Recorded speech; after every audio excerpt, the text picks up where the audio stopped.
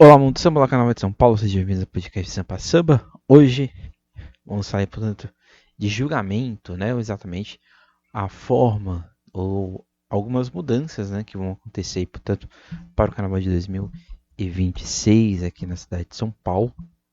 Então, hoje a gente vai falar aqui dos modos de julgamento em São Paulo.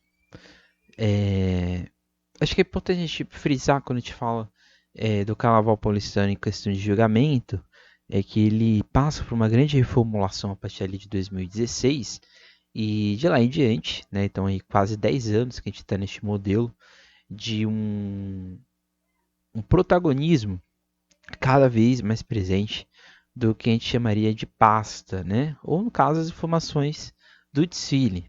Então ali nesse documento a gente tem vários elementos, né, que explicam o que a escola está levando para a avenida. Entretanto, né, conforme foram passando os anos, né, conforme foi se desenvolvendo o Carnaval de São Paulo, este documento ficou muito protagonista até demais, né? De certa maneira, o que foi deixando o jurado como uma espécie de ele confere apenas erros à escola. E aí eu sempre cito, né, que a Liga São Paulo, né, usa o texto do Irã Araújo, né, que o jurado não é somente um confiscador de erros, né? E é o curioso, né, porque eu acho que essa citação deveria ser retirada, né, porque isso é até um desrespeito com o Irã, porque o que ele pensa não é o que a Liga São Paulo pensa em questões de julgamento. Esse ano a gente também tem uma grande novidade aí em São Paulo, que é exatamente as cabines de jurado, né? A gente vai ter jurados em posições até então tão pouco convencionais para uma avaliação de carnaval. Segundo o presidente da liga, é um desejo do júri, entretanto, acho que não segue um padrão, né? Pelo menos, você tem, por exemplo, gente julgando da torre, gente julgando numa posição um pouco mais baixa, gente julgando em uma posição um pouco mais alta, então não há um padrão dentro dessa realidade, embora ele queira acreditar, né, a instituição queira passar que exista. Outro ponto que também chama a atenção, e acho que esse é o grande problema atualmente no Carnaval de São Paulo em referente ao jogador, é exatamente que a maioria deles, né, julga dentro de camarotes, né, ou aproximado de um camarote. Isso é muito complicado, né, que mostra que o Carnaval de São Paulo perdeu totalmente o seu compromisso, ou perdeu até mesmo a noção de realidade, né, porque você colocar pessoas para julgar uma festa milionária dentro de camarotes ou aproximados de camarote é muito complicado. Acho que o jurado tinha que ter, e ele tem que ter, uma liberdade, né, e principalmente um isolamento do que está acontecendo no desfile, né? Então qualquer coisa, né, e por mais que você fale que o camarote isole ruído, algo do tipo, isso não acontece de fato, né? Então acho que é muito complicado e isso contribui muito, né, para essa visão tanto quanto perturbada, né, e até mesmo diria perturbadora, né, de a gente observar aí, portanto, o júri, né, aqui na cidade de São Paulo. Então vamos lá aqui falar do julgamento, né? A gente vai começar aqui pelo quesito evolução. O quesito evolução, ele, portanto, é o quesito que se baseia aí, portanto, na expressão corporal, na variação de velocidade, na evasão de alas, no choque de alegoria, no componente, espaçamento e divisão da escola. Isso não mudou quanto a essa realidade, acho que ao longo de todo os julgamentos, né, dos últimos anos, esse tem sido o balizamento principal aqui dos jurados, então esses são elementos que fazem o jurado poder tirar ponto. Mas o que chama a atenção é exatamente a parada intencional para atingir o tempo mínimo regulamentar, que agora é posto como um ponto aí também de penalização. Então, o jogador da última torre, né, e ele literalmente vai ficar dentro da torre, ele vai, portanto, observar a intencionalidade e o contexto visual antes de penalizar paradas para o cumprimento do tempo mínimo. Então, significa que uma escola que tenha, no grupo especial, terminar o desfile em 55 minutos mínimos, se a escola, vamos supor, a última aula e o último carro fiquem parados durante ali 2, 3 minutos para fazer 55 minutos, a escola agora pode ser punida, né, por décimos aí de infração. O que gera, né, a aplicação dessa penalidade portanto, tem a intencionalidade de parar, o contexto visual, ou seja, a última aula, né, as últimas aulas, ele iria ficar ali parado dentro daquela realidade, ou seja, não evolui. E o fator tempo, né? Então, uma escola que termina em 56 minutos, ela ela tem essa parada, essa intenção, você tem aí, portanto, a possibilidade da escola ser punida. Há um grande problema esse tipo de punição. Eu acho que é uma punição até que interessante, né? É justo, né? Porque tem escolas que de fato fazem isso de forma intencional. Entretanto, cabe aí um tanto quanto subjetivo demais para um regulamento que se diz objetivo, né? Então acho que e também esse reflexo, né, de certa forma, de como o Carnaval de São Paulo tem esse número um pouco negativo, né? Que a gente tem uma diminuição de escolas, né, principalmente diminuição de alegorias nos últimos anos, diminuição de alas, de componentes, o que de fato fez, né, com que algumas escolas desfilassem em números realmente rápidos, né?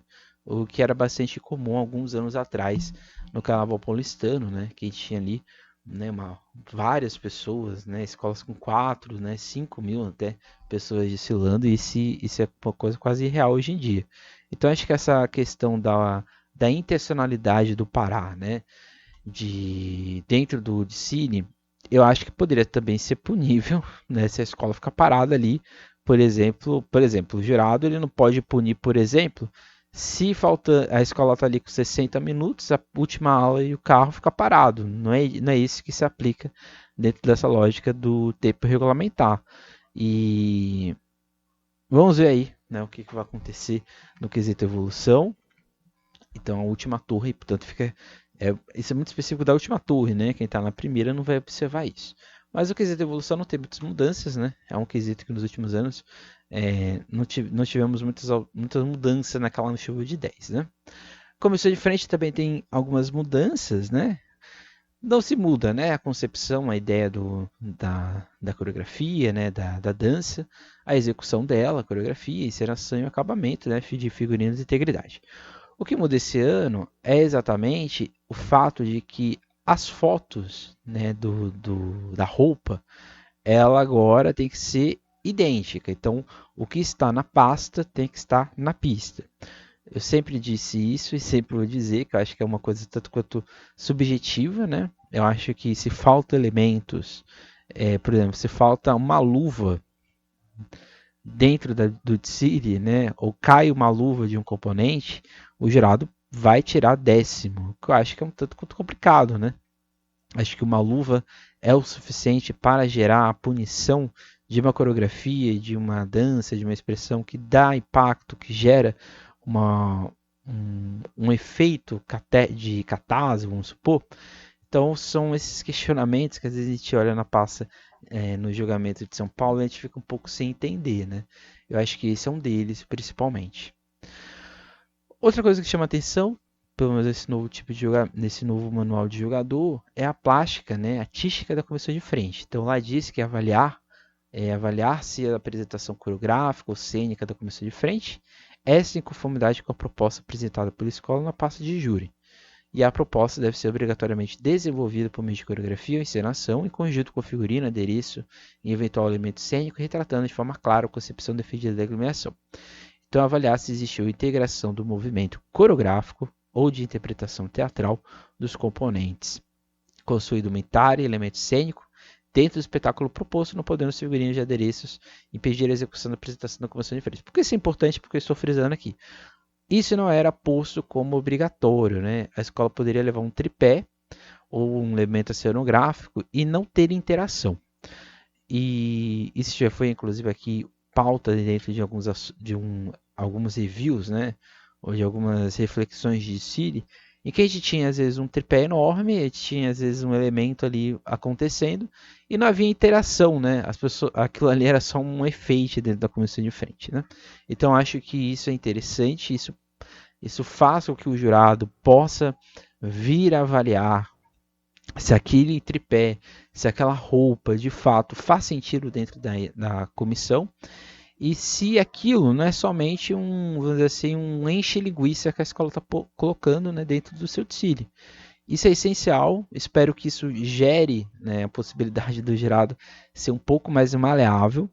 Só que, entretanto, fica também muito assim da justificativa. De novo, a gente volta para a pasta. Se a escola justifica que aquele elemento cenográfico, aquele tripé não tem uma interação tão grande, ele está ali para compor uma determinada parte da coreografia, a escola não vai ser punida, né? Nem o jurado pode atribuir nota negativa. Porque, por exemplo, se o jurado vê um tripé e ele percebe que aquele tripé não faz sentido ou não está ajudando na coreografia, ele deveria estar livre de tirar décimo. Mas isso fica também um pouco subjetivo demais, né?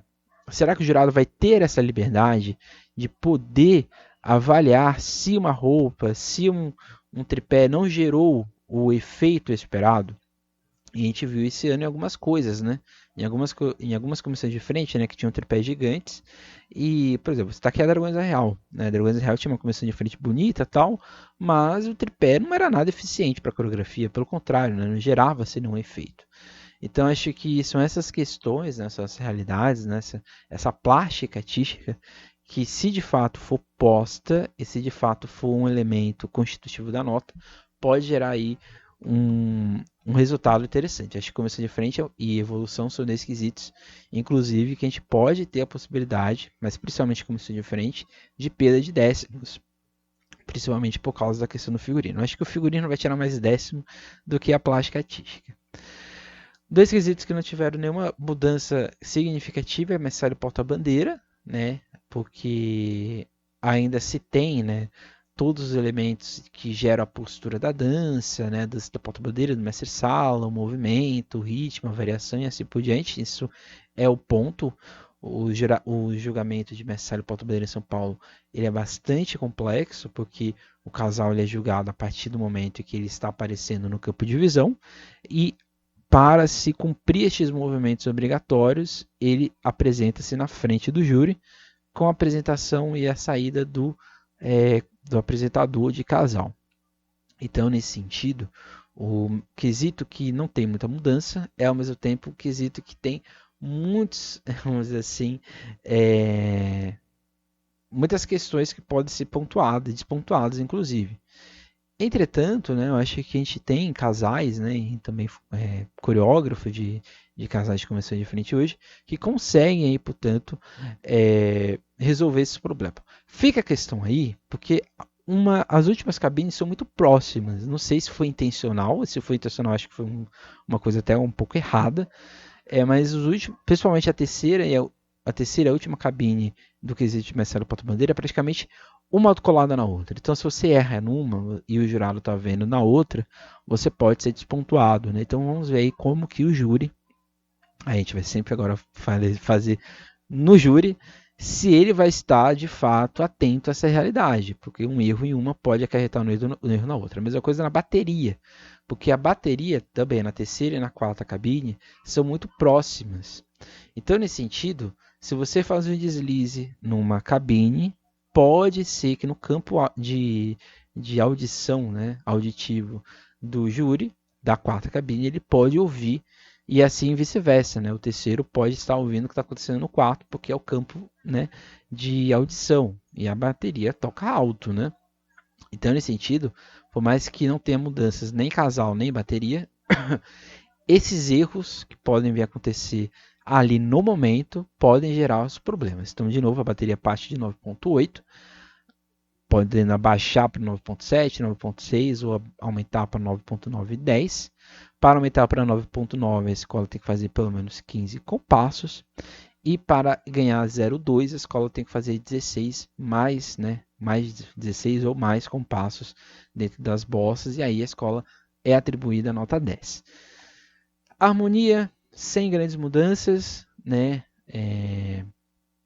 Novamente entrosamento, canto com ritmo, clareza, pronúncia correta, constância, o canto em todos os trechos do samba. O que faz, né,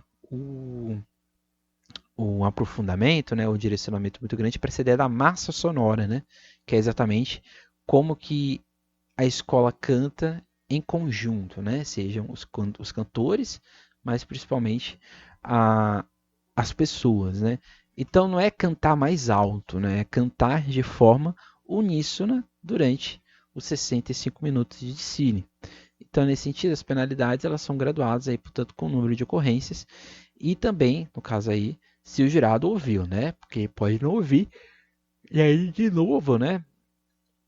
Aí eu acho que a mudança é até que mais interessante. O jurado que está mais agora mais perto da pista, ele pode ouvir mais. Ele pode ouvir coisas que talvez existam e coisas que inclusive não existam, né? Samba Enredo para 2026 não tem mudanças. Entretanto, tem uma coisa que chama atenção que é a primeira vez, é a primeira vez, né? Que a gente tem a ideia da massa sonora, que é de harmonia, dentro do quesito samba enredo. Por quê?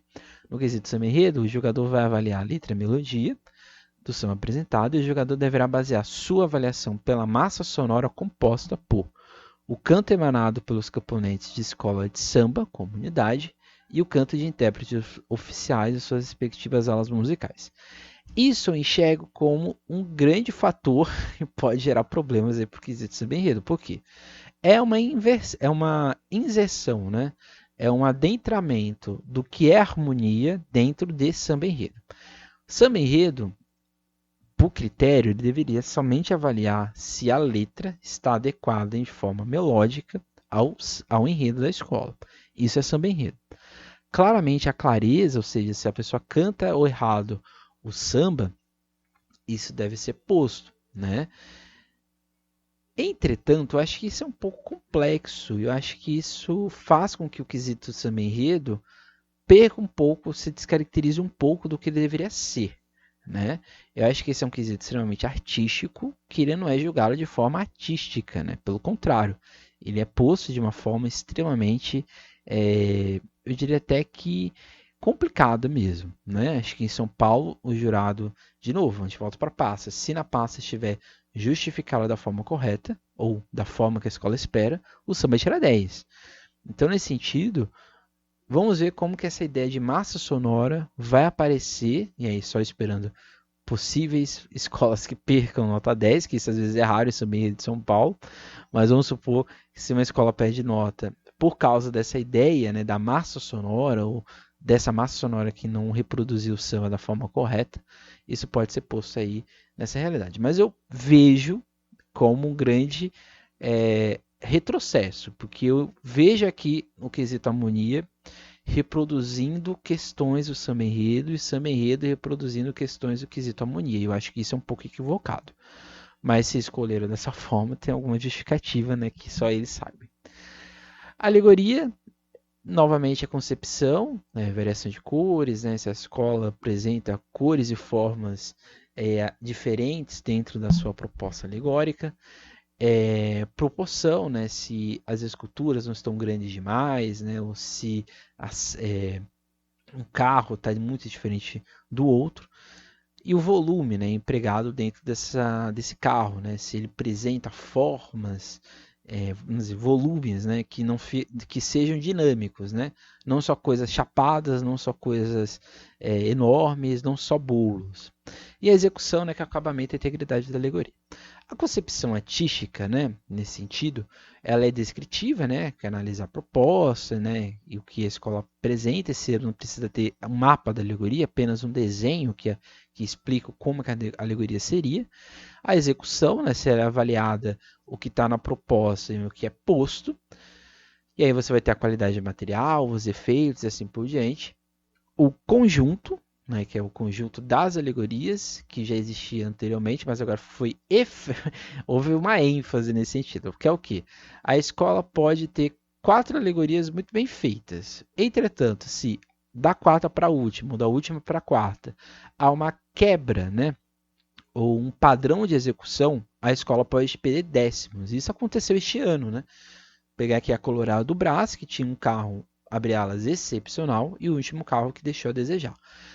Entretanto, novamente cabe aí a questão do júri. Se o júri vai ter de fato essa liberdade de avaliar isso, porque de fato tem escolas, né, mas não só uma, que fazem isso a rodo. Inclusive você está aqui a própria Gaveza Fiel, né, que por mais que os 4 carros sejam muito bons, nos últimos é comum na Gaveza Fiel perder a qualidade até o final. Vamos ver se isso não vai acontecer. Espero que não. Mas vamos ver se o júri vai ter essa liberdade, porque esse aqui está mais efetivado do que anteriormente. as cores e as formas. Eu fico aí também agora um pouco cético, por quê, né? O jurado que está vendo, né, observando o desfile do chão, né, vamos dizer assim, será que ele consegue observar formas, os volumes, as proporções dessas alegorias? Eu digo isso porque por mais que ele consiga observar algo, ele consegue observar só de um lado. E o jurado, quando está numa posição um pouco acima, ele consegue ter um ângulo um pouco mais angulado, se assim podemos dizer, né? Ele abre um pouco mais em forma de leque, o que é uma alegoria, né? O que é o carro em si. Então vamos ver se isso de fato se o jurado que está ali no chão ele consegue ter essa percepção. Eu acho que não, mas fica aí a possibilidade, né, desse entendimento. E outra, o quesito alegoria, ele tem 3 níveis de observação. Tem um jurado da torre, um jurado de uma posição um pouco intermediária e dois que ficam na intermediária e um que fica na posição abaixo. Então a possibilidade da torre ver coisas que não tem como os outros 3 jurados verem é muito estranho. E aí parto do princípio. Você poderia ter todos os jurados embaixo, em cima, do alto, voando, tanto faz. Contanto que todos eles estivessem na mesma posição. Porque o que é importante no julgamento é o lado. T2 de um lado e T2 do outro. A altura é muito complicado, porque todos eles têm que estar na mesma altura. Não é se é para ter 20 jurados no chão, então todos os 40 têm que estar no chão. Os 40 não, né? Todos os 36 têm que estar no chão. Senão, não faz sentido ter, né, uma avaliação, né, um julgamento que se diga tão assim objetivo e tão igualitário, ter essa realidade. Enredo é o quesito que é mais mal avaliado em São Paulo, também não teve nenhuma mudança, né? Então é questão de roteiro e de leitura plástica. Dentro da ideia de enredo, o jurado pode, de certa forma, julgar algumas coisas. Entretanto, nem sempre isso acontece, né? Porque a leitura plástica é subjetivo, mas, de novo, se a escola sabe justificar, fica objetivo demais. E a alegoria, que é o último quesito. Alegoria não, fantasia, que é o último quesito. A gente tem, portanto, a concepção, que é a criação carnavalesca, a variação dos materiais e formatos, e a execução, uniformidade e acabamento. Eu acho que a fantasia é o quesito mais complexo para um jurado do chão observar. Porque por mais que ele esteja no chão, ele só vai observar a fileira da frente e a fileira do lado, porque as fantasias em São Paulo, principalmente, elas são bastante volumosas. E algumas têm costeiros altos. Então, eu acho que é o quesito que a gente vai ter uma maior chuva de 10.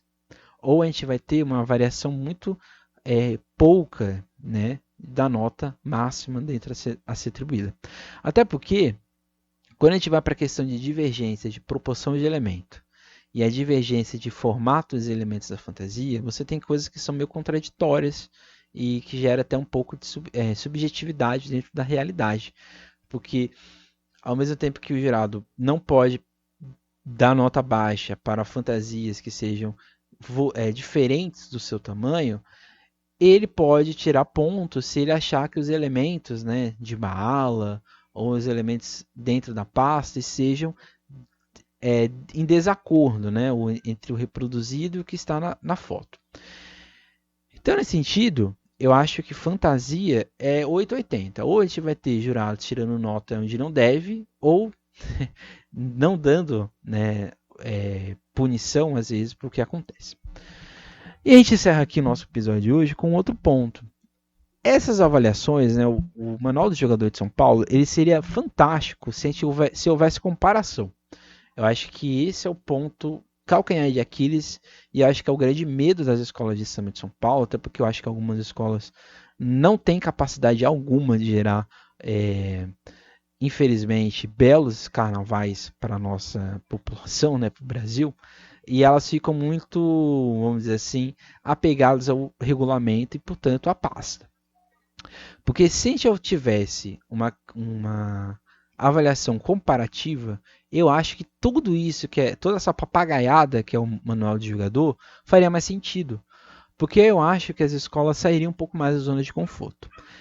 Mas nos últimos anos, a gente tem visto das 14 escolas, né, pelo menos 8 escolas que estão aí no grupo especial, com o mesmo tipo de desfile, com o mesmo tipo de proposta alegórica, de fantasia, até mesmo de comissão de frente, e não muda, porque a escola está cômoda, né? Ela está acomodada dentro dessa realidade, porque ela sabe que ela não vai ser comparada com uma outra escola, né? Ela vai ser comparada só com ela mesma. E se eu justifico muito bem o que eu estou levando, eu tiro 10. Então acho que se todo esse manual de jogadores, tudo isso que São Paulo constrói para gerar a sua avaliação fosse de fato comparativa, aí eu acho que as coisas seriam mais interessantes, porque a gente teria menos notas 10 e mais notas fracionadas. E aí eu acho que o público teria um melhor entendimento do que está acontecendo. Porque, no meu ponto de vista, essas mudanças que ocorreram para o manual de jogador mais aumenta essa noção ou essa visão de que o que vai acontecer na pista não vai refletir no que o público está vendo. Talvez a gente tenha aqui rebaixamentos questionáveis, e já estou aqui no TV que eu acho que isso vai acontecer. E eu acho principalmente que alguns quesitos vão ter novamente chuvas de 10. E eu acho também que notas que vão ser atribuídas aí talvez não sejam muito condizentes com a realidade, principalmente fantasia, alegorias, samba enredo e qual outro que eu falei? Evolução. Acho que são quesitos que a gente pode ter aí uma mudança complexa aí da forma de julgar. Mas vamos ver o que vai acontecer. Esperamos que seja um carnaval interessante aí para as escolas, que os jurados consigam ter paz, não ouvir as músicas dos camarotes nos seus ouvidos e que eles consigam de forma efetiva fazer uma avaliação justa dentro do que as escolas aceitaram. E fica aí os desejos para que ou haja essas mudanças, né? Eu acho que se o Carnaval de São Paulo quer ser um espetáculo, ele tem que proporcionar espetáculo e não apenas zonas de conforto para as suas 14 agremiações, né? Porque não adianta nada você fazer coisas espetaculares se você sabe que você não vai ser julgado pelo seu mérito, né? Mas sim pelo que o jurado está vendo de erro. Eu acho isso tão complicado. Carnaval é arte e carnaval tem que ser avaliado no que é bom e que é ruim. Isso é normal da coisa, mas em São Paulo ninguém quer ser visto como ruim, pelo contrário, né? Todo mundo se acha perfeito. E não é. Mas fica aí esse questionamento, fica aí esse ponto. E esperamos, né? E de novo, gente, vá só assistir o desfile. Não se preocupe com erro, não se preocupe com outras coisas, porque nem você vai tentar achar, nem você vai conseguir achar esse erro, porque você não está sendo treinado para ver esse tipo de erro, né?